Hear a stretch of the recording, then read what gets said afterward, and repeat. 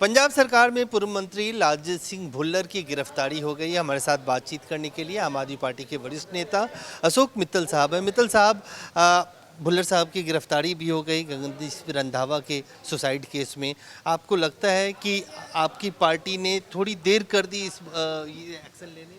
नहीं, देर कैसे कर दी। देखिए, कल तो मामला हुआ है, साथ ही उनसे इस्तीफा ले लिया गया।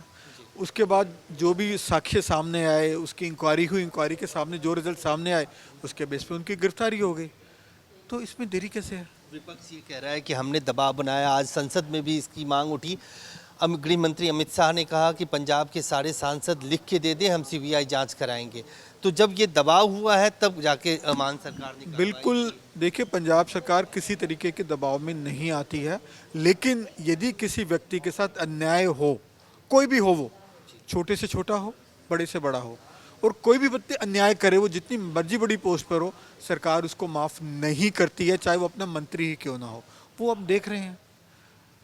बाकी और सरकारों में आप देखिए, कहाँ गिरफ्तारी होती है मंत्रियों की, कहाँ मंत्रियों पे केस दर्ज होते हैं, कहाँ मंत्रियों से इस्तीफे लिए जाते हैं।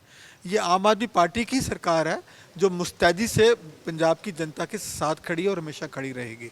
मित्तल साहब, इस मामले में एफआईआर भी दर्ज हो गया। आपको लगता है प्राइमा फेसी जिस तरह का मामला है, सीरियस चार्जेस हैं, एफसीआई में करप्शन का मामला है, एक फेयर और ट्रांसपेरेंट प्रोब बहुत ज़रूरी है इस पूरे? बिल्कुल ज़रूरी है, और हमारी सरकार पूरी सक्षम है, और हमारी सरकार ने पहले भी साबित किया और अभी साबित कर चुकी है इसी केस में भी कि हम किसी भी इंसान को जितनी मर्जी बड़ी पोस्ट पर हो, कोई रियायत नहीं बख्शेंगे। ज़ीरो टॉलरेंस है करप्शन के खिलाफ, और पंजाब के किसी इंसान के साथ, किसी नागरिक के साथ कोई भी अन्याय हो, उसके साथ पंजाब सरकार पूरे जोर से खड़ी हुई है, और ये साबित कर दिया हमने इसकी केस में। मित्तल साहब, एक सवाल इसलिए भी कि देख रहे हैं कि पंजाब में पूरा विपक्ष मान सरकार के खिलाफ, पूर्व मंत्री के खिलाफ एक साथ एक मंच पे आ गया। कल तस्वीरों में हमने देखा कि सुखबीर बादल भी मौजूद हैं, सुनील जाखड़ भी मौजूद हैं, कांग्रेस के भी तमाम बड़े नेता मौजूद हैं। आपको लगता है कि 2027 के चुनाव से पहले एक बड़ा मुद्दा विपक्ष के हाथ लग गया है? देखिए, विपक्ष को एक बात स्पष्ट रूप से मालूम है कि 2027 के जो असेंबली के इलेक्शन आ रहे हैं पंजाब में, उसमें आम आदमी की सरकार सेंचुरी बनाने जा रही है, 100 से ऊपर सीटें लेने जा रही है। तो वो बेचारे क्या करें, इकट्ठे ही होंगे। और दूसरी तरफ हमारी लीडरशिप तो बड़े स्पष्ट रूप से शुरू से कहती आ रही है कि जितने भी विपक्ष की पार्टियां हैं पंजाब में, वो अंदर से सब एक हैं। ऊपर से चेहरा अलग अलग है, अंदर से तो सभी एक ही हैं।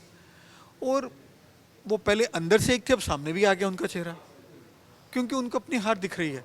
तो बेचारे क्या करेंगे ना, यही करेंगे। धन्यवाद।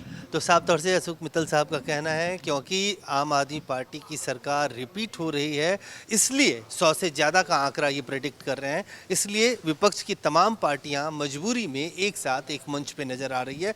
और जहां तक इस केस का सवाल है, एक फेयर ट्रायल हो रहा है और लोगों को ट्रायल के नतीजों का इंतजार करना चाहिए। कैमरामैन फिरोज के साथ अजय झादानी, सवेरा दिल्ली।